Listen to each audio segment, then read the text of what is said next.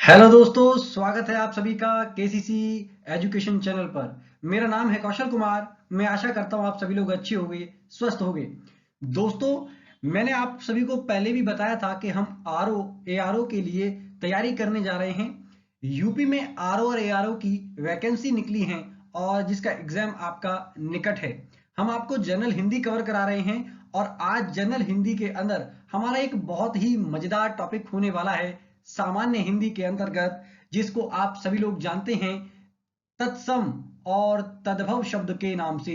जी हाँ दोस्तों, ये एक इतना इंपॉर्टेंट टॉपिक है जहां से कम 10 क्वेश्चंस पूछे जाने हैं। जी हाँ, तो आपको इतनी बातें थोड़ा सा ध्यान में रखनी होगी। अगर आप उतनी बातें ध्यान में नहीं रख पाए तो आपको समस्याएं हो सकती हैं।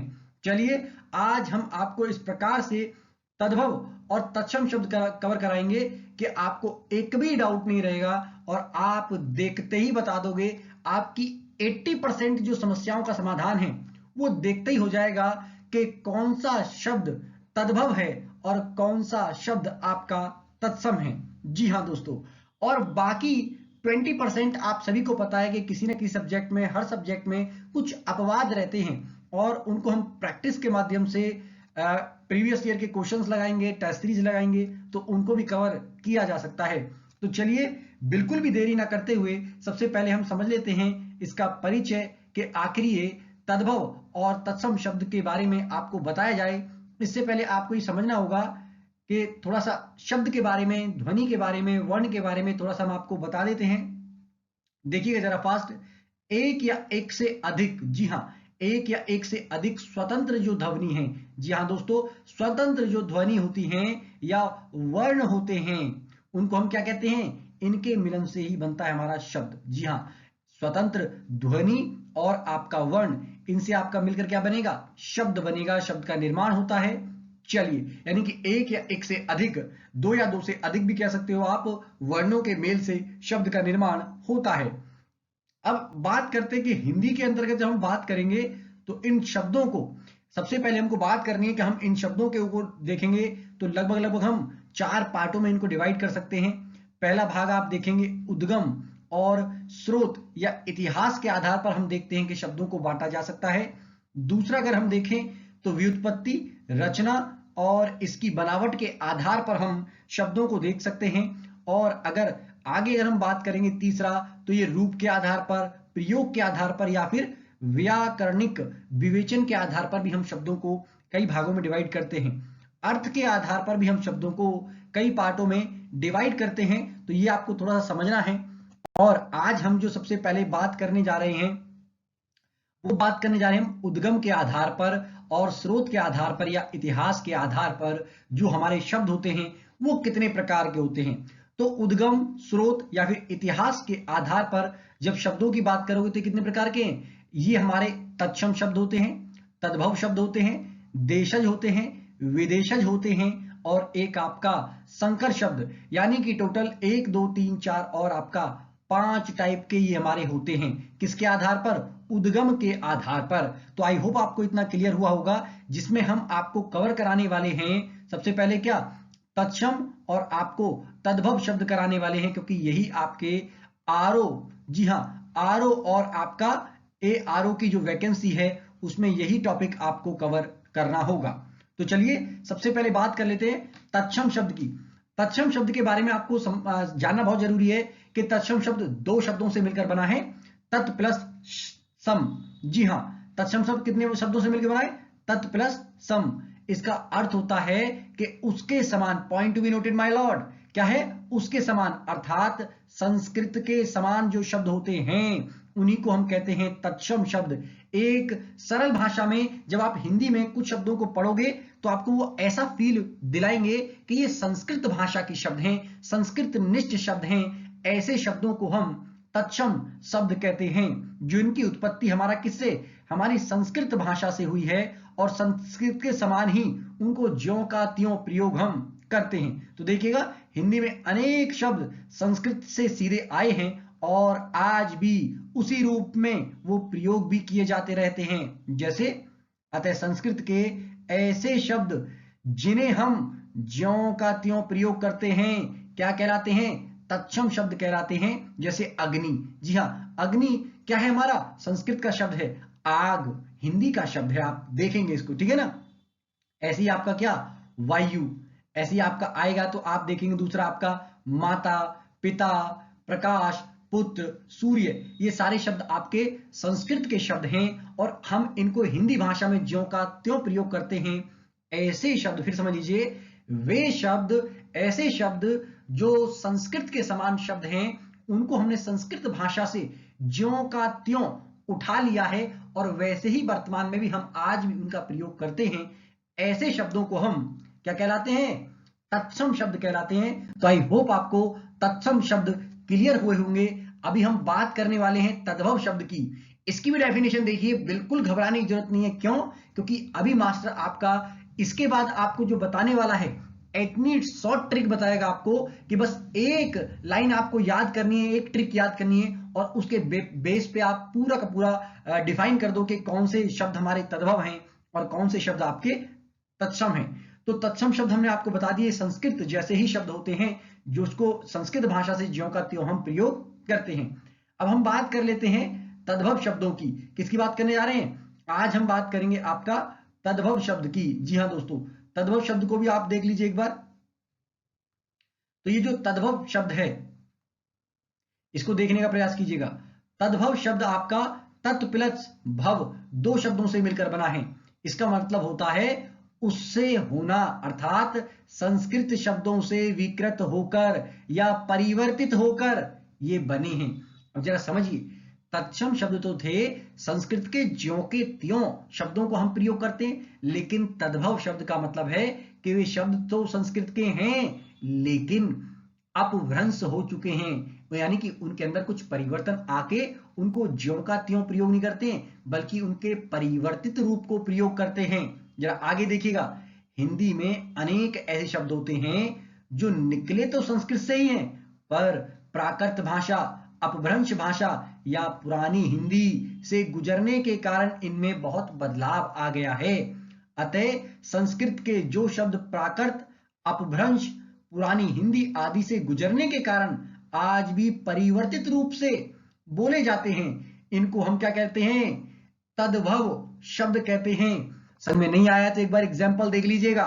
जैसे संस्कृत से देखिए ये वाले शब्द निकले हैं, फिर ये प्राकृत भाषा में पहुंचे और आज वर्तमान में हिंदी में इनको ऐसे पढ़ते हैं, जैसे कि उज्जवल, फिर क्या हमारा ये उजला, और हिंदी में पढ़ते हैं इसको उज्ज्वल। Point to be noted my lord. जैसे कर्पूर, कपूर, और इसको हिंदी में पढ़ते हैं कपूर। संध्या, सांझ, और आपका सांझ, ये आज वर्तमान समय में हम इनका प्रयोग करते हैं। हस्त और हत्त, और आपका ये हाथ, हाथ प्रयोग करते हैं वर्तमान समय में। तो आई होप आपको इतना क्लियर हुआ होगा कि तत्सम और तद्भव शब्द जो हैं वो क्या हैं। अब हमारा जिस ब्रह्म अस्त्र का हम प्रयोग करने वाले थे, हमने जो बताया था कि 80%, जी हाँ दोस्तों, 80% आपकी समस्या का समाधान यहीं पर हो जाएगा, तत्सम और तद्भव शब्दों का। तो देखिएगा, हमने एक सामान्य ब्रह्म अस्त्र बनाया है। जी हाँ, सामान्य ब्रह्म अस्त्र क्यों? क्योंकि इसमें सामान्य रूल लगने वाला है और कुछ जो अपवादित शब्द रहेंगे उनकी हम प्रैक्टिस करा के आपको पूरा का पूरा जितना भी डाउट रहेगा आपका वो क्लियर करा देंगे। तो चलिए, सबसे पहले हम बात करेंगे तत्सम शब्दों की और इसकी ट्रिक की बात करेंगे। तो अब देखिएगा, यहां ध्यान देने वाली बात है, यहां अगर आपका वीडियो मिस हो गया, आपका पॉइंट मिस हो गया, आपका ध्यान भटक गया, तो आपको अभी तक जितना पढ़ाया ना वो पूरा खारिज हो जाएगा, आपको बिल्कुल भी समझ में नहीं आएगा। तो यहां आपको समझने वाली बात यह है कि तत्सम शब्द किसे कहेंगे।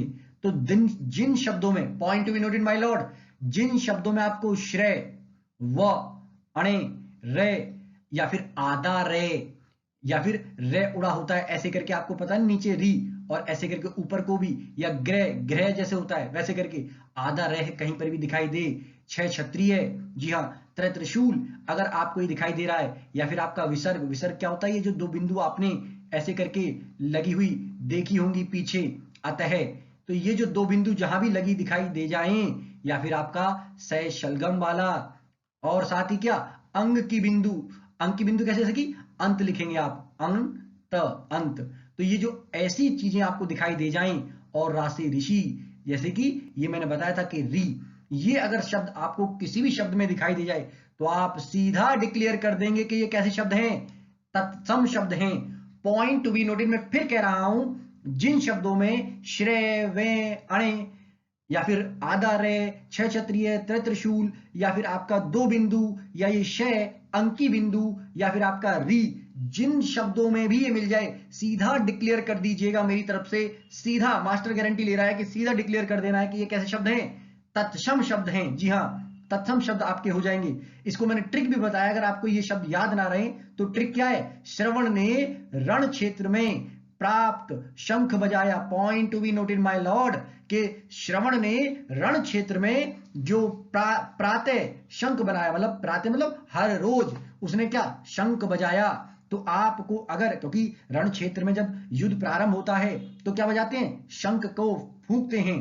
तो इससे आप इसको याद रख सकते हो कि श्रवण ने रण क्षेत्र में प्रातः शंख बजाया, और इसमें आपकी सारी चीजें कवर हो जाएंगी। और जितने भी शब्द आपको इसमें दिख जाएं, तो कोई भी शब्द वो दिख जाता है तो आप डायरेक्टली डिक्लेयर कर देंगे कि ये हमारा तत्सम शब्द है।